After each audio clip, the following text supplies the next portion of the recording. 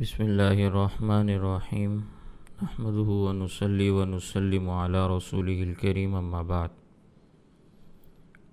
اللہم صلی علی محمد وعلی آل محمد کما صلیت علی ابراہیم وعلی آل ابراہیم انک حمید مجید اللہم بارک علی محمد وعلی آل محمد کما بارکت علی ابراہیم وعلی آل ابراہیم انک حمید مجید۔ تقلید کا سبق آپ کے سامنے میں بیان کر رہا تھا اور اس پر میں نے کچھ باتیں آپ کے سامنے عرض بھی کی تھی۔ تقلید کا معنی میں نے یہ بیان کیا تھا کہ مسائل اجتہادیہ میں غیر مجتہد کسی ایسے مجتہد کے مفتہ بہا مسائل کو بلا مطالبہ دلیل مان لیتا ہے۔ جس مجتہد کا مجتہد ہونا دلیل شرعی سے ثابت ہوتا ہے اور اس کا مذہب اصول اور فروع کے اعتبار سے مدون ہو کر مقلد کے پاس تواتر کے ساتھ پہنچا ہوا ہوتا ہے۔ یہ تقلید کا معنی تھا اور اس معنی کی میں نے وضاحت بھی آپ کے سامنے عرض کی تھی۔ پھر میں نے آپ کے سامنے یہ بات بیان کرنا شروع کی تھی کہ کن مسائل میں اجتہاد ہوتا ہے، اجتہادی مسائل کون سے ہوتے ہیں۔ مسائل غیر واضحہ کی اقسام کا میں نے آپ کے سامنے تذکرہ کیا تھا۔ تو ان میں سے ایک قسم جنہیں کہا جاتا ہے مسائل غیر منصوصہ، اس کی وضاحت میں نے آپ کے سامنے عرض کر دی تھی، اس کی مثالیں بھی میں نے آپ کے سامنے بیان کی تھیں۔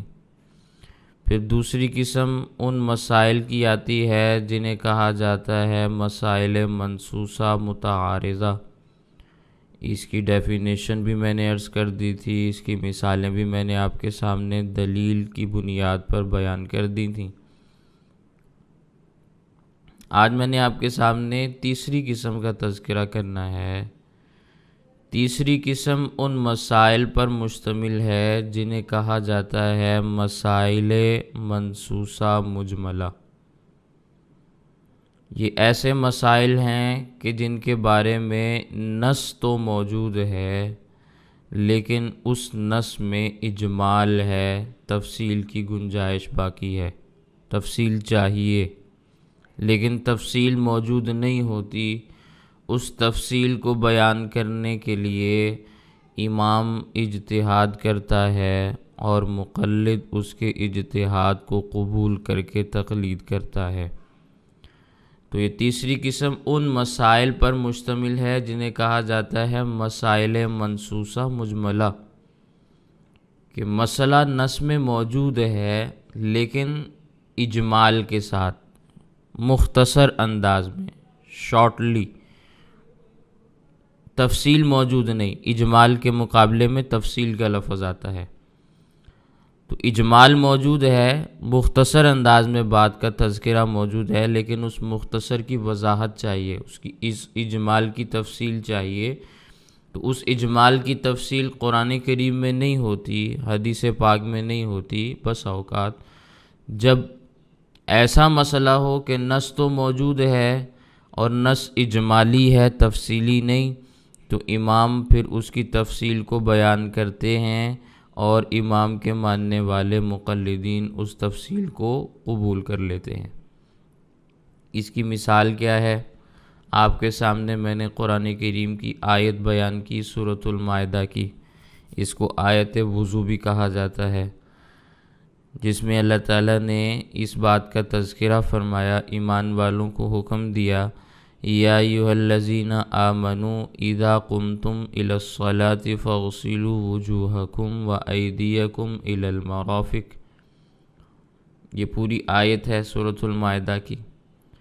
اب معاملہ یہ ہے کہ اللہ تعالیٰ اس آیت میں یہ کہہ رہے ہیں، اے ایمان والو، جب تم نماز کا ارادہ کرو، نماز کے لیے کھڑے ہونے لگو، تو اپنے چہروں کو، اپنے کوہنیوں کو اپنے ہاتھوں سمیت دھو لو۔ اب وَأَيْدِيَكُمْ کا تذکرہ ہے، إِلَى الْمَرَافِقِ کا بھی تذکرہ ہے۔ مرافق سے مراد کوہنی ہے، کوہنی سمیت دھونا ہے یا کوہنی تک دھونا ہے، یہ اجمال ہے۔ اس کی تفصیل امام نے بیان کی ہے کہ کوہنیوں سمیت اس کو دھویا جائے کہ کوہنیاں بھی خشک نہ رہنے پائیں۔ اب یہ اجمالی مسئلہ ہے، نص تو موجود ہے لیکن اجمال ہے، تفصیل نہیں تھی، تو امام نے اس اجمال کی تفصیل کو بیان کیا، ہم نے اس تفصیل کو قبول کر لیا۔ تو الی المرافق کا جو ترجمہ ہمارے ہاں کیا جاتا ہے کہ کوہنیوں سمیت اپنے ہاتھوں کو دھو لو، یہ ترجمہ امام کا بتلایا ہوا ہے۔ قرآن کریم کی اس اجمالی نص کی تفصیل امام نے بیان کی ہے، اس کے نتیجے میں ہم یہ ترجمہ کرتے ہیں کہ کوہنیوں سمیت بازوؤں کو دھویا جائے۔ بات سمجھ میں آئی؟ تو اس میں ائمہ کا اجتہاد ہے نا، بعض ائمہ کہتے ہیں کہ کوہنیوں تک دھونا ضروری ہے، کوہنیاں نہ بھی دھولیں تو کوئی حرج کی بات نہیں، لیکن امام اعظم ابو حنیفہ رحمہ اللہ کیا فرماتے ہیں؟ کوہنیوں سمیت دھونا ضروری ہے۔ تو الی المرافق کا وہ ترجمہ کوہنیوں سمیت کرتے ہیں۔ اجمال کی تفصیل انہوں نے بیان کی کہ کوہنیوں کا تذکرہ تو آ رہا ہے، لیکن یہاں کوہنیوں سے مراد یہ ہے کہ کوہنیاں آپ نے دھونی ہیں۔ تو یہ منصوص مسائل ہیں لیکن اجمالی ہیں، ان کی تفصیلات کی ضرورت ہے، تو امام تفصیل بیان کرتا ہے، ہم اس تفصیل میں امام کی بات کو قبول کر لیتے ہیں۔ تو ہم نے کوئی اللہ کی مخالفت نہیں کی، ہم نے کوئی نبی کی مخالفت نہیں کی امام کی بات مان کے، ہم نے کوئی ان کے مقابلے میں کوئی نئی شریعت، نیا دین نہیں پیش کیا، یا ہم نے کسی نئے دین کی بنیاد نہیں رکھی، اسی دین کی ایک بات جو مختصر تھی اس کی تفصیل کی ضرورت تھی، تو اس کی تفصیل قرآن کریم میں ہمیں نہیں ملی، حدیث پاک میں نہیں ملی، تو ہم نے امام کی طرف رجوع کیا، امام نے ہمارا مسئلہ حل کر دیا۔ بات سمجھ میں آ گئی؟ اس کی اگر آپ ایک اور مثال حدیث پاک سے لینا چاہیں تو جامع ترمذی کی روایت ہے، حضرت عبداللہ بن مسعود رضی اللہ تعالیٰ عنہ فرماتے ہیں، ان النبی صلی اللہ علیہ وسلم قال اذا رکع احدکم فقال فی رکوعہ سبحان ربی العظیم 3 مرات فقد تم رکوعہ وذلک ادناہ، وَإِذَا سَجَدَ فَقَالَ فِي سُجُودِهِ سُبْحَانَ رَبِّيَ الْأَعْلَى 3 مرات فَقَدْ تَمَّ سُجُودُهُ وَذَلِكَ أَدْنَاهُ۔ یہ جامع ترمذی کی روایت ہے۔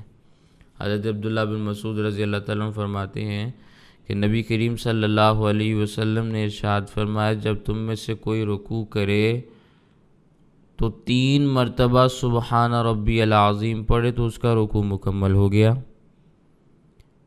اور یہ اس کی کم از کم مقدار ہے، وَذَلِكَ أَدْنَاهُ۔ اور جب سجدہ کرو تو 3 مرتبہ سبحان ربی الاعلیٰ کہو تو تمہارا سجدہ پورا ہو گیا، اور یہ کم از کم مقدار ہے۔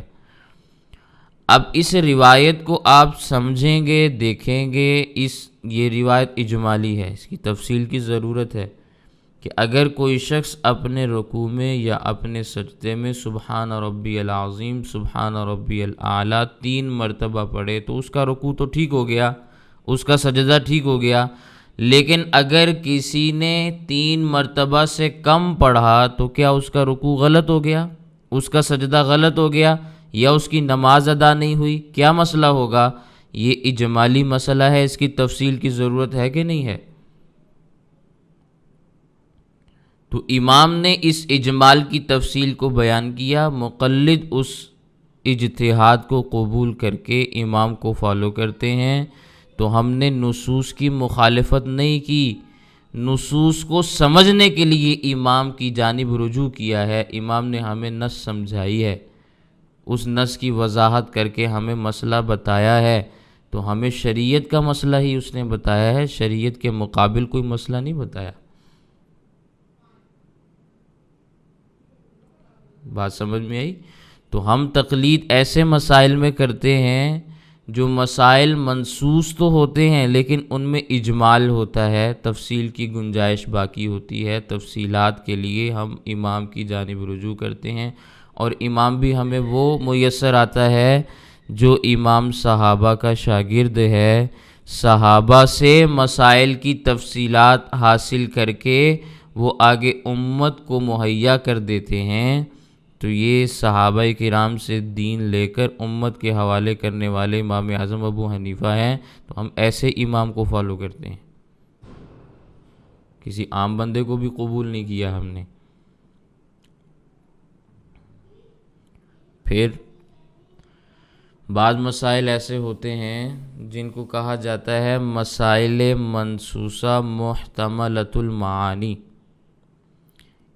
کہ نص تو موجود ہے کسی مسئلے کے بارے میں، لیکن اس نص کے الفاظ میں مختلف معانی کا احتمال باقی ہے، ہو سکتا ہے یہ معنی ہو سکتا ہے یہ معنی ہو، کیونکہ یہ معنی بھی کتابوں میں لکھا ہوا ہے، یہ بھی لکھا ہوا ہے۔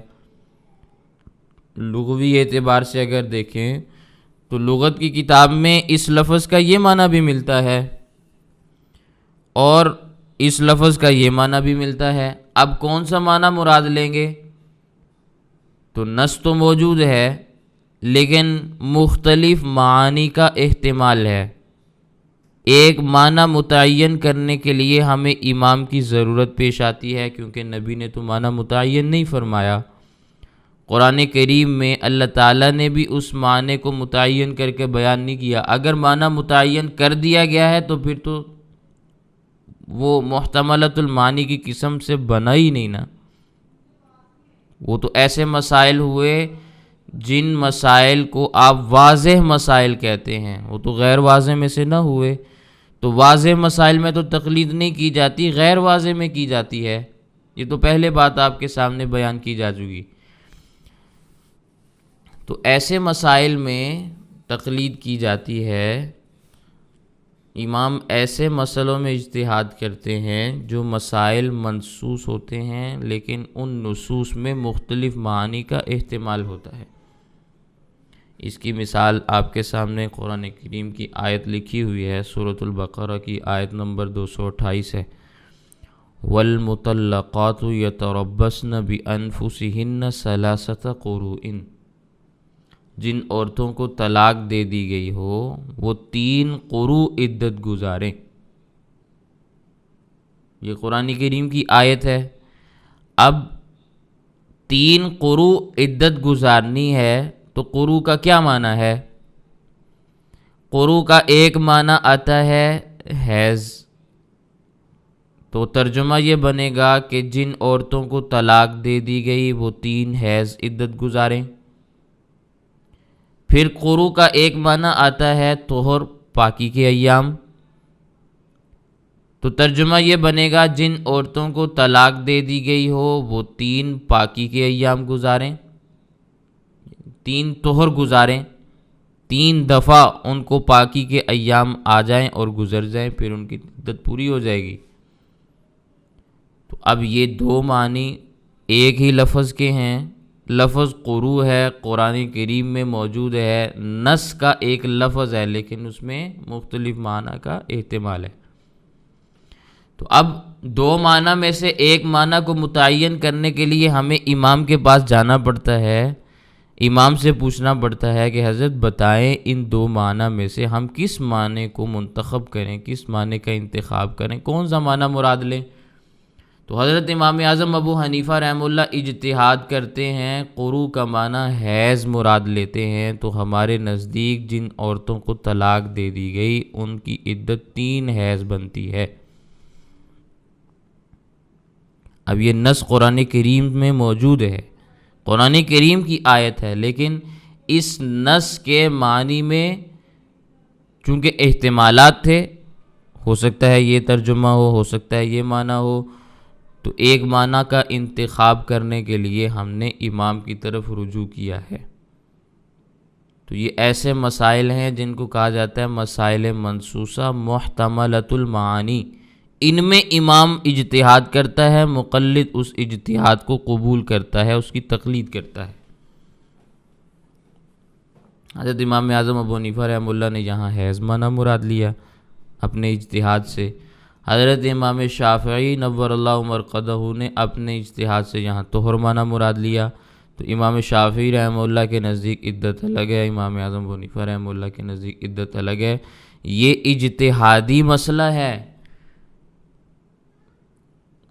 قرآن کریم کی نص تو موجود ہے، لیکن اس نص میں مختلف معنی کا احتمال تھا، اس وجہ سے اختلاف پیدا ہوا ہے۔ تو اس میں امام کو آپ چھوڑیں گے تو آپ بھی تو کوئی انہی دو معنی میں سے ایک معنی کا انتخاب کریں گے نا۔ میں آج کے جدید لا مذہبوں سے سوال کرنا چاہتا ہوں کہ جب آپ امام اعظم ابو حنیفہ رحمہ اللہ کو بھی چھوڑ دیں، امام شافعی رحمہ اللہ کو بھی چھوڑ دیں، تو ان دو معنی میں سے تو آپ نے بھی انہی کا انتخاب کرنا ہے نا، کسی ایک کا۔ آپ یہ تو نہیں کہہ سکتے کہ چاہو تو 3 حیض عدت گزار لو، چاہو تو 3 طہر عدت گزار لو، یہ آپ کہہ سکتے ہیں؟ مسئلہ پوچھنے والی عورت کہے گی کہ مفتی صاحب ہمیں ایک بات بتاؤ، حیض گزارنے ہیں یا طہر گزارنے ہیں؟ سمجھ آ رہی ہے؟ حیض اور طہر دونوں الفاظ پڑھنے میں بھی الگ ہیں، زمانے کے اعتبار سے بھی الگ ہیں۔ حیض کے ایام اور ہوتے ہیں، طہر کے ایام اور ہوتے ہیں، دنوں کا فرق آتا ہے، کبھی پاکی کے ایام زیادہ ہو جاتے ہیں، عدت لمبی ہو جائے گی، اور جو حیض کے ایام ہیں وہ کم ہوتے ہیں تو عدت کم ہو جاتی ہے۔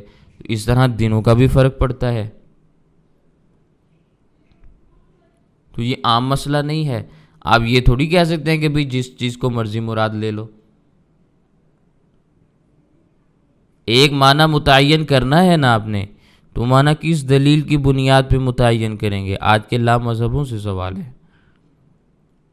تمہیں بھی تو غور و فکر کرنا پڑے گا نا، سوچ بچار کرنی پڑے گی۔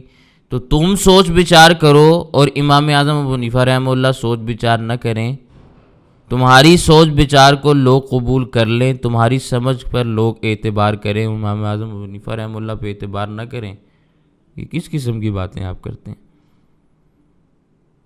اس لیے آج کے علامہ صاحب کی بات کو ہم ردی کی ٹوکری میں پھینک دیں گے، امام اعظم ابو حنیفہ رحمہ اللہ کی بات کو قبول کر لیں گے، وہ خیر القرون کے افراد میں سے ہیں، اور تم شر کے دور کی پیداوار ہو۔ بات سمجھ میں آ گئی؟ اس کی ایک اور مثال اگر آپ نے سمجھنی ہو تو بہت معروف ایک مثال بیان کی جاتی ہے، صحیح مسلم کی روایت کے مطابق 3 طلاق کا وہ مسئلہ ہے۔ حضرت عبداللہ بن عباس رضی اللہ تعالیٰ عنہ کی وہ روایت ہے، فرماتے ہیں کانت طلاق علی عہد رسول اللہ صلی اللہ علیہ وسلم و ابی بکر و سنتین من خلافت عمر طلاق الثلاث واحدۃ فقال عمر بن الخطاب ان الناس قد استعجلوا في امر قد كانت لهم فيه آنات فلو امضیناہ علیہم فامضاہ علیہ۔ حضرت عبداللہ بن عباس فرماتے ہیں کہ رسول اللہ صلی اللہ علیہ وسلم، حضرت ابو بکر رضی اللہ تعالیٰ عنہ، حضرت عمر رضی اللہ تعالیٰ عنہ کی خلافت کے ابتدائی 2 سال تک لوگ 3 طلاق کی بجائے 1 طلاق دیتے تھے۔ طلاق الثلاث واحدۃ، لوگ اس کا ترجمہ غلط کرتے ہیں، لوگ کہتے ہیں 3 طلاقیں ایک ہوا کرتی تھیں۔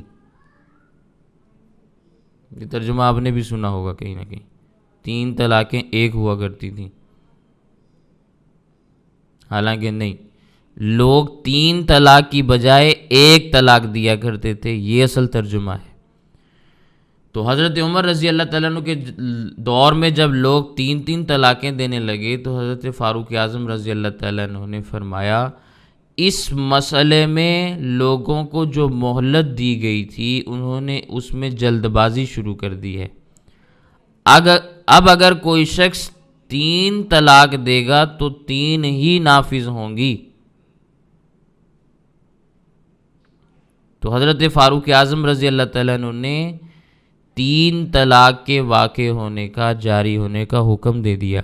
وہ خلیفہ راشد تھے، وہ بات الگ ہے، لیکن یہ مسلم کی روایت ہے۔ ایک تو ترجمے میں گڑبڑ لوگ کرتے ہیں، بات تو وہاں سے بھی واضح ہو جاتی ہے، لیکن اس روایت کے الفاظ میں احتمالات پائے جا سکتے ہیں۔ طلاق الثلاث واحدۃ، کیا معنی ہے اس کا؟ احتمال ہو سکتا ہے نا، ایک بات آپ نے بیان کی، ایک میں نے بیان کر دی، تو نہ آپ اپنی بات کے اوپر اصرار کریں نہ میں اپنی بات کے اوپر اصرار کروں۔ آئیں امام ابو زکریا یحییٰ بن شرف النووی رحمہ اللہ کے پاس، جو مسلم کے شارح ہیں، صحیح مسلم کے شارح ہیں۔ وہ کیا فرماتے ہیں؟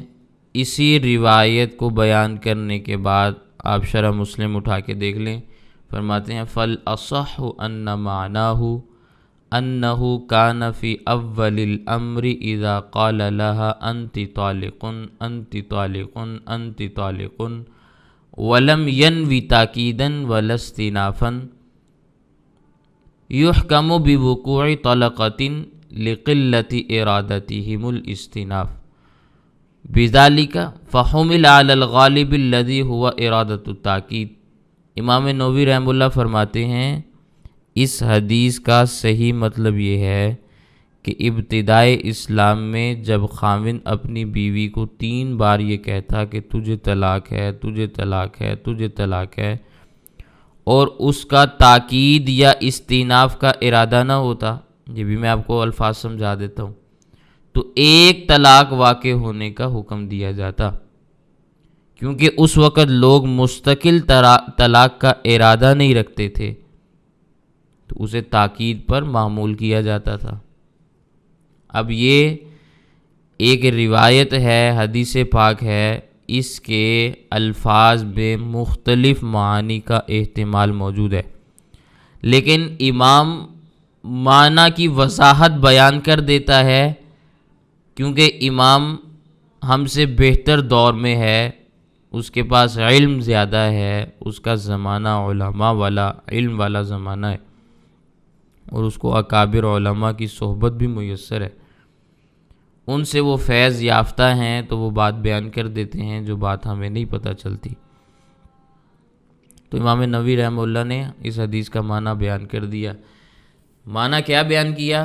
کہ ابتدائے اسلام میں لوگ 3 دفعہ کہتے انتی طالقن، نہ تاکید مراد ہوتی نہ استئناف۔ تاکید کیا ہے؟ انتی طالقن، میں نے تمہیں 1 طلاق دی، اس 1 طلاق کو دوبارہ سے بیان کیا جاتا، انتی طالقن، اچھی طرح سن لو، میں نے تمہیں 1 طلاق دی، پھر 1 مرتبہ دوبارہ بیان کیا جاتا، انتی طالقن، اچھی طرح سن لو، میں نے تمہیں 1 طلاق دی۔ تو اب طلاق 1 دی ہے، لفظ 3 بار بولا ہے، یہ ہے تاکید۔ جیسے میں کہوں شیر آ رہا ہے، تو اب شیر 1 ہی آ رہا ہے، میں دوبارہ کہوں او بھئی دیکھو شیر آ رہا ہے، تو شیر تو 1 ہی آ رہا ہے، 2 تو نہیں ہو گئے۔ میں پھر کہوں بھئی شیر آ رہا ہے، تو وہ شیر 1 ہی ہے، لیکن میں بار بار تاکید کے لیے کہہ رہا ہوں بچو اس سے، شیر آ رہا ہے۔ تو یہ تاکید ہے کہ ایک جملے کو آپ بار بار دہراتے ہیں تاکہ انسان اپنے آپ کو کور کر لے، کنٹرول کر لے، اپنے آپ کو بیدار کر لے اس معاملے کے لیے، یہ تاکید ہے۔ تو ابتدائے اسلام میں لوگ طلاق دیتے تو طلاق میں تاکید کا معنی بھی مراد لیا جاتا تھا کہ ہم نے 3 دفعہ نہیں دی بلکہ 3 دفعہ الفاظ اس لیے بولے کہ طلاق ایک دی ہے، 2 دفعہ اس کو مؤکد کیا ہے، اس کی تاکید بیان کی ہے، اس کو پختہ کیا ہے۔ اور پھر ایک لفظ ہے استیناف۔ استیناف کا کیا معنی ہے؟ آپ نے ایک مرتبہ جملہ بولا تو اس کا معنی ایک چیز ہے، دوسری مرتبہ بولا تو معنی دوسری چیز ہے، تیسری مرتبہ بولا تو معنی تیسری چیز ہے۔ جیسے میں کہوں بھئی دیکھو ادھر سے شیر آ رہا ہے تو ایک شیر ادھر سے آ رہا ہے، پھر میں کہوں دیکھو ادھر سے بھی آ رہا ہے تو ایک شیر ادھر سے آ رہا ہے، میں کہتا ہوں بھی دیکھو پیچھے سے بھی ایک شیر آ رہا ہے تو 3 شیر ہو گئے نا۔ یہ استیناف ہے کہ 3 شیروں کو میں نے بیان کیا، لیکن میں نے یہی کہا کہ شیر آ رہا ہے، شیر آ رہا ہے، شیر آ رہا ہے، لیکن مراد کیا تھا کہ الگ الگ شیر آ رہے ہیں، کوئی ایک ہی نہیں آ رہا، ایک ہی ادھر سے نکل آئے وہی ادھر سے نکلے وہی ادھر سے نکلے، ایسا نہیں، الگ الگ 3 آئے، یہ استیناف ہے۔ اب کوئی شخص کہے انتی طالقن مراد ایک طلاق، پھر کہے انتی طالقن مراد دوسری طلاق، پھر کہے انتی طالقن مراد تیسری طلاق، اگر استیناف لے تو پھر 3 طلاقیں ہیں۔ تو تاکید اور استیناف کا معنی اور وضاحت میں نے آپ کے سامنے عرض کی۔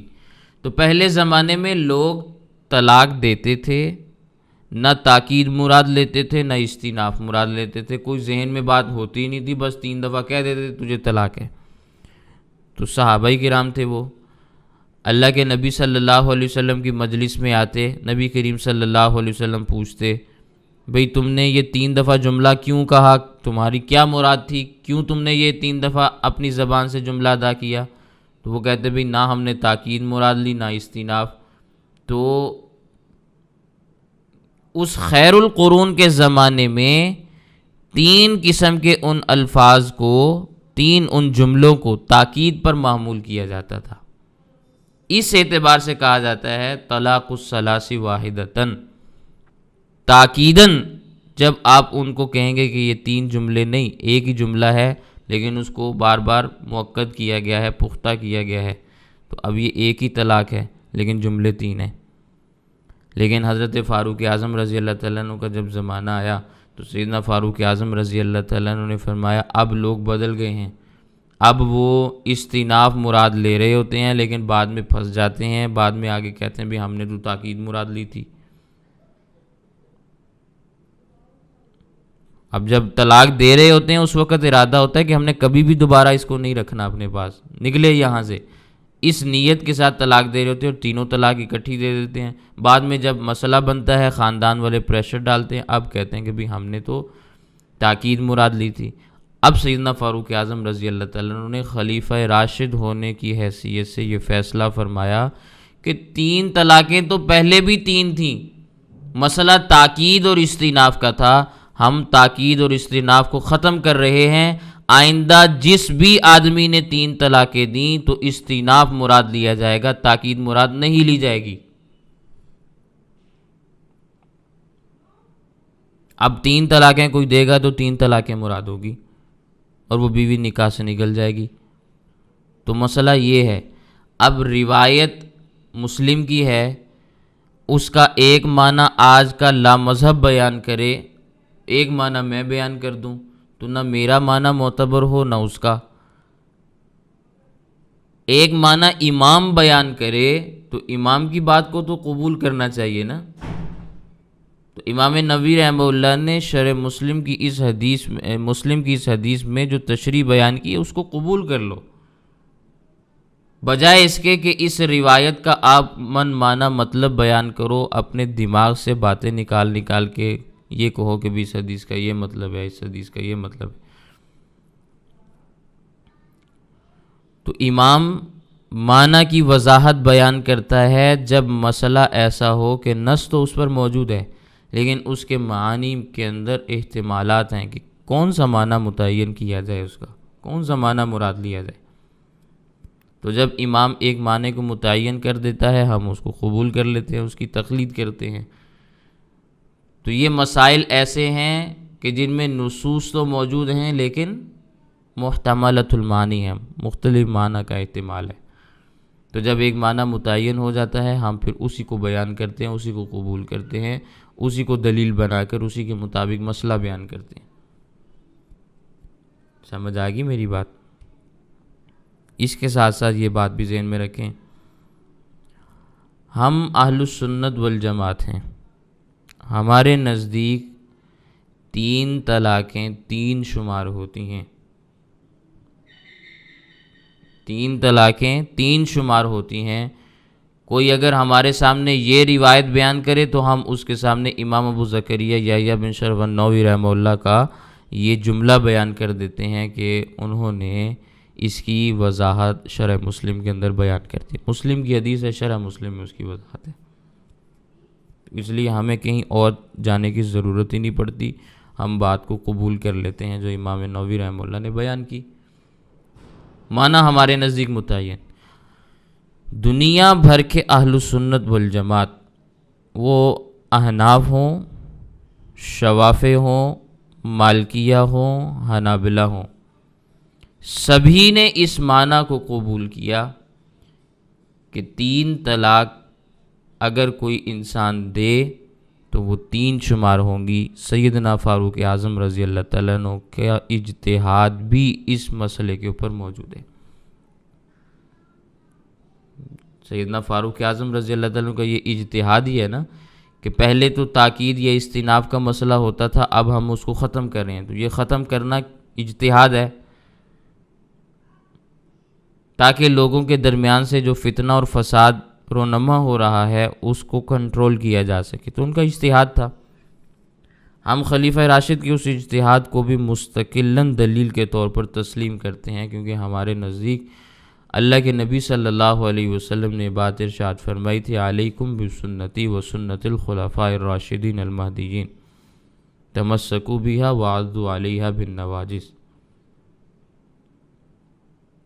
بڑی مضبوطی کے ساتھ میری اور میرے خلفاء راشدین کی سنت کو تھام لو۔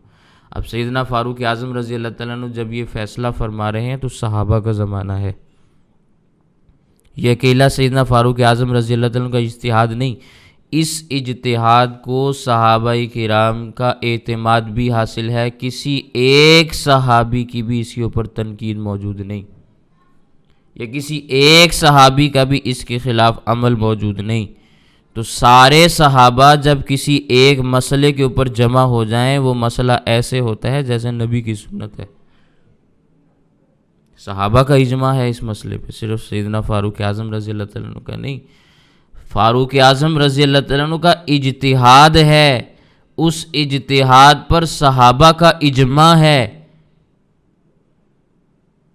اب کوئی اس مسئلے کو قبول نہ کرے تو ہم اس کو کسی طور پر بھی اہل سنت والجماعت میں شامل نہیں کرتے۔ تمام کے تمام اہل سنت والجماعت 3 طلاق کے 3 ہونے پر متفق ہیں، کسی ایک کا بھی اختلاف موجود نہیں۔ جزوی اختلاف کسی کا ہو سکتا ہے، لیکن جزوی اختلاف اتنے بڑے اجماع کے مقابلے میں حجت نہیں ہوتا کہ ایک طرف صحابہ کا اجماع ہے، دوسری طرف غیر صحابی کہ بھی مجھے اس مسئلے میں اختلاف ہے، تو ٹھیک ہے بھئی، تمہارا دماغ اگر وہاں کام نہیں کرتا تو ہم کیا کہہ سکتے ہیں۔ امام ابن تیمیہ رحمہ اللہ کے مذہب کو لوگ پیش کرتے ہیں آج کی دنیا میں وضاحت عرض کر رہا ہوں، ذہن میں رکھیں، امام ابن تیمیہ فروع میں حضرت امام احمد بن حنبل رحمہ اللہ کے مقلد ہیں، اس لیے امام ابن تیمیہ رحمہ اللہ کا وہ مذہب قبول نہیں کیا جائے گا، امام احمد بن حنبل کا مذہب قبول کیا جائے گا۔ امام احمد بن حنبل رحمہ اللہ کے مذہب میں 3 طلاقیں 3 ہیں۔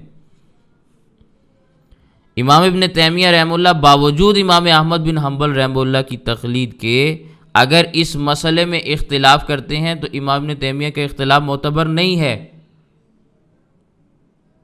یہ کہہ سکتے ہیں یہ ان کا تفرد ہے کیونکہ وہ ایک بہت بڑی علمی شخصیت ہیں، ہم یہ تو نہیں کہتے کہ ہم ان کو اہل سنت سے باہر نکال دیں گے۔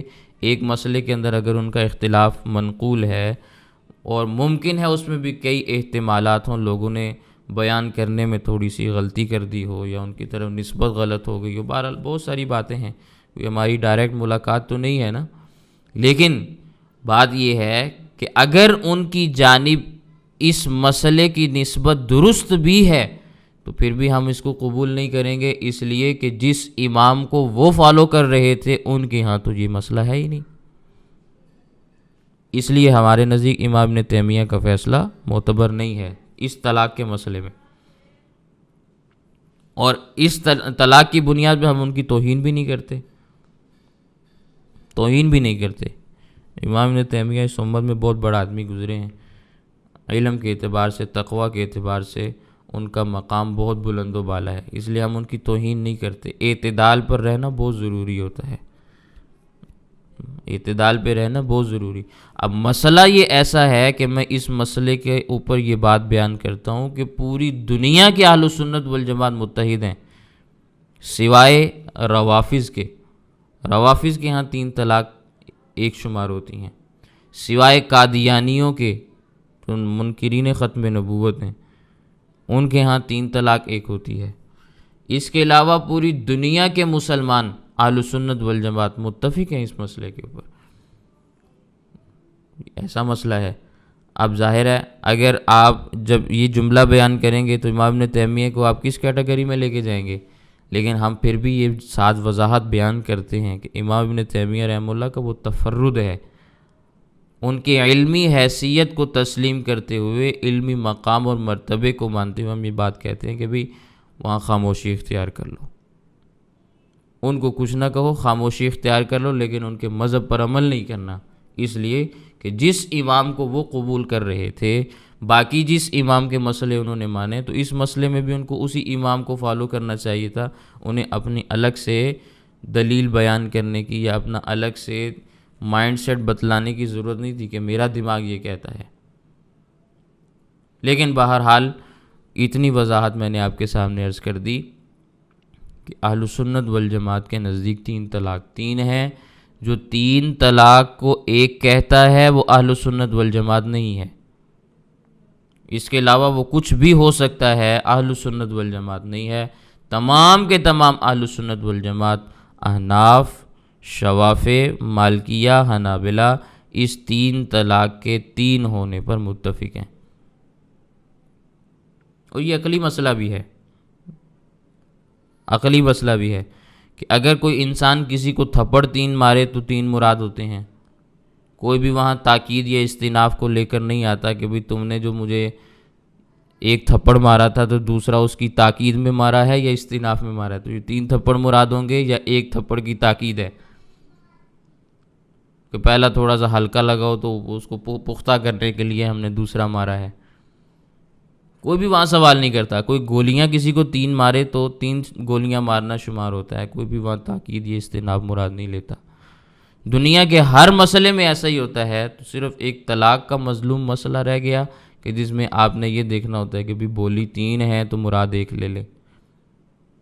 اس پر مجھے ایک واقعہ یاد آ گیا، حضرت امین الامہ مولانا امین صفدر اوکاڑوی نور اللہ مرقدہ کا، ان کا ایک جگہ مناظرہ طے ہوا، مناظرے کا عنوان یہ تھا کہ 3 طلاق 3 ہیں یا 1 ہیں۔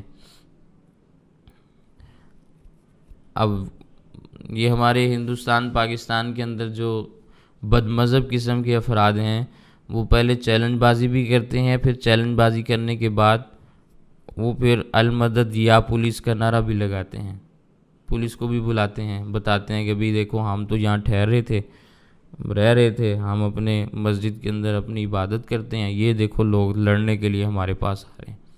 پہلے زمانے میں ایسا ہوتا تھا، چیلنج کیا جاتا تھا کہ بھئی آؤ ہم سے آ کے مناظرہ کرو، تو لوگ آ جاتے تھے مناظرہ کرنے کے لیے۔ جب وہ آتے تھے تو پھر یہ پروپیگنڈا کرتے، دیکھو ہم تو اپنی جگہ پہ ہیں، یہ لڑنے کے لیے ہمارے پاس آئے ہیں۔ تو پھر ہم نے اپنی پالیسی تبدیل کر لی، ہم اب کہتے ہیں کہ ہم تمہارے پاس نہیں آئیں گے، تمہیں اگر زیادہ شوق ہے چیلنج کرنے کا، ہم تو کسی کو چیلنج نہیں کرتے، تمہیں اگر چیلنج بازی کا شوق ہے تو تم اپنا بوریا بستر اٹھاؤ اور ہمارے پاس آؤ، تاکہ ہم تو کسی کو بتا سکیں نا کہ بھی ان کو شوق تھا اور یہی ہمارے پاس لڑنے کے لیے آئے تھے، ہم نہیں گئے کسی کے پاس، کیونکہ ہمیں ان مسائل میں لڑنے کا کوئی زیادہ شوق نہیں ہے، لیکن مسئلہ بیان کرنا ضروری ہوتا ہے، وضاحت لوگوں کو سمجھانا ضروری ہوتا ہے. اچھا خاصا مسئلہ بن جاتا ہے جب کسی گھر کے اندر اس قسم کے معاملات پیدا ہوں.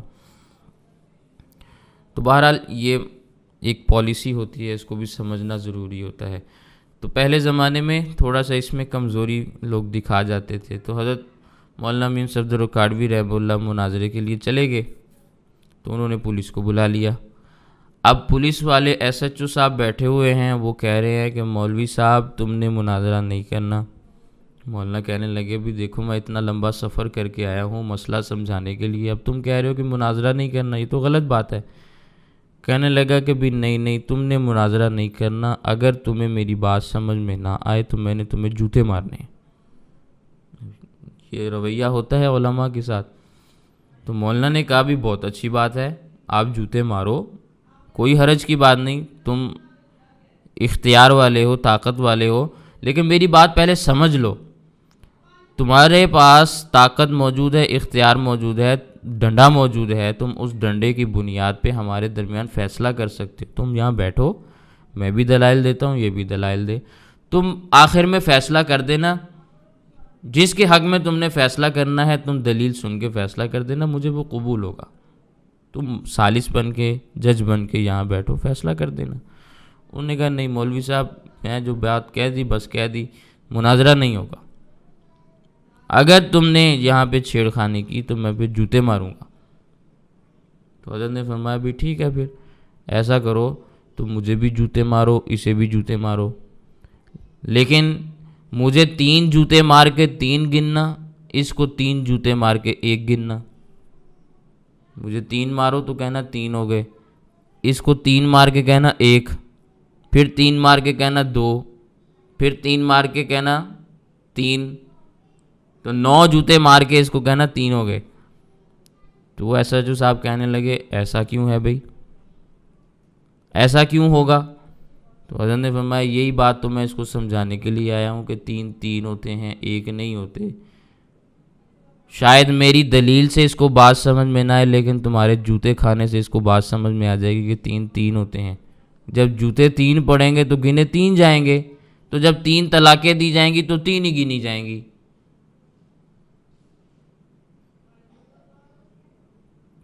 تو لوگوں کو بسا اوقات دلیل کی بات سمجھ میں نہیں آتی، لیکن جوتوں کی بات سمجھ میں آتی ہے. اس لیے ہم یہ مسئلہ بیان کرتے ہیں، ذہن میں رکھیں بات.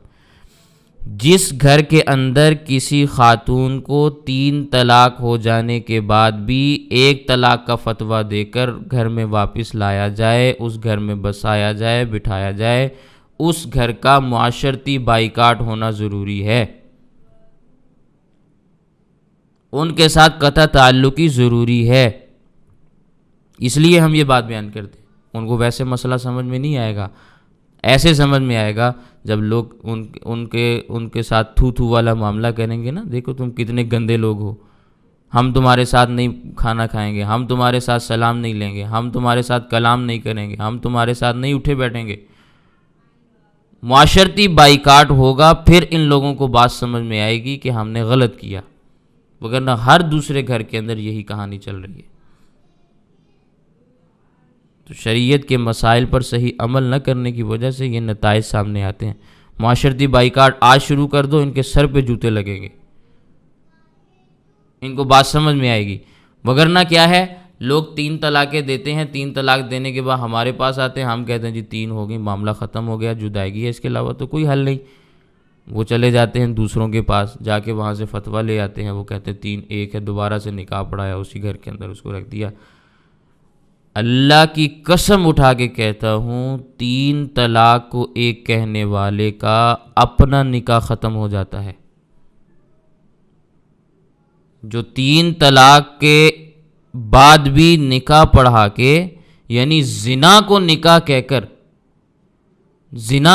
کہہ کر عورت کو اس مرد کے ساتھ جوڑ کے اسی گھر کے اندر رکھتا ہے، یہ خدا کے عذاب کو دعوت دینے والی بات ہے. جو یوں نکاح پڑھاتا ہے، فتویٰ دیتا ہے، وہ بیچارہ اپنی بیوی سے ہاتھ دھو بیٹھتا ہے، اپنے ایمان سے ہاتھ دھو بیٹھتا ہے، بے ایمان ہو جاتا ہے، کافر ہو جاتا ہے. یہ ایسا مسئلہ ہے کہ زنا کو آپ نکاح کا نام دے کر ساری زندگی کے لیے ان دونوں کو آپس میں ملا رہے ہیں، اسی حال میں وہ مر جائیں گے، نکاح سمجھتے ہوئے دنیا سے چلے جائیں گے، کل قیامت کے دن ان کو بھی جوتے لگیں گے، تمہیں بھی لگیں گے۔ اس لیے اس کو سمجھنے والے انداز میں سمجھیں۔ تو بعض مسائل ایسے ہوتے ہیں کہ جن کے بارے میں نصوص تو موجود ہوتی ہیں لیکن مختلف معنی کا احتمال ہوتا ہے، تو ان معنی کو متعین کرنے کے لیے امام اجتہاد کرتے ہیں اور مقلدین ان کے اجتہاد کو قبول کر لیتے ہیں۔ پھر بعض مسائل ایسے بھی ہوتے ہیں کہ جن کے بارے میں نص موجود ہے لیکن ان نصوص میں احکامات کا تعین نہیں ہے۔ اس کی مثال میں نے آپ کے سامنے یوں بھی بیان کی تھی کہ نص تو موجود ہے لیکن اس نص کا حکم کیا ہے، وہ فرض ہے، واجب ہے، سنت ہے، نفل ہے، مستحب ہے، مباح ہے، کیا ہے، نص میں موجود نہیں۔ مجتہد حکم بیان کرتا ہے، مقلد اس حکم میں اس کی تقلید کر لیتا ہے۔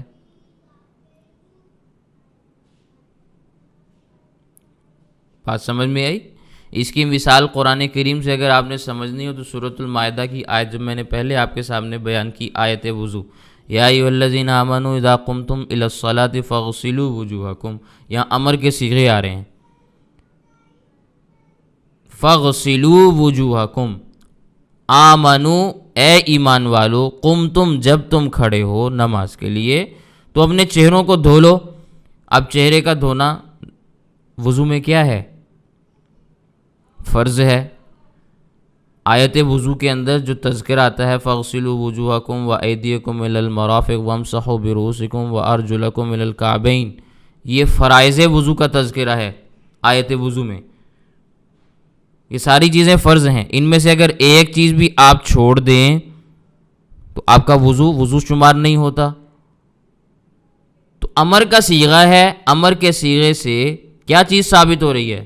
فرضیت ثابت ہو رہی ہے، قرآن کریم کی آیت۔ لیکن یہی سورۃ المائدہ ہے، اس کی آیت نمبر 2 ہے، وَإِذَا حَلَلْتُمْ فَاصْطَادُوا، جب تم احرام کو کھول دو تو تم شکار کر سکتے ہو۔ اب یہاں بھی اجازت موجود ہے، جب تم حلال ہو جاؤ، احرام کھول دو تو تم شکار کر لو۔ فاصطادوا کا لفظ یہاں بھی آ رہا ہے۔ اب اس فاصطادوا سے کیا مراد ہے؟ یہاں بھی امر ہے، اوپر بھی آپ کے پاس امر آ رہا ہے۔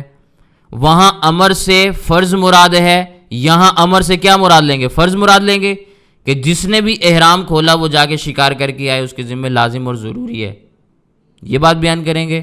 نہیں۔ تو پھر صیغہ تو یہاں بھی امر کا ہے۔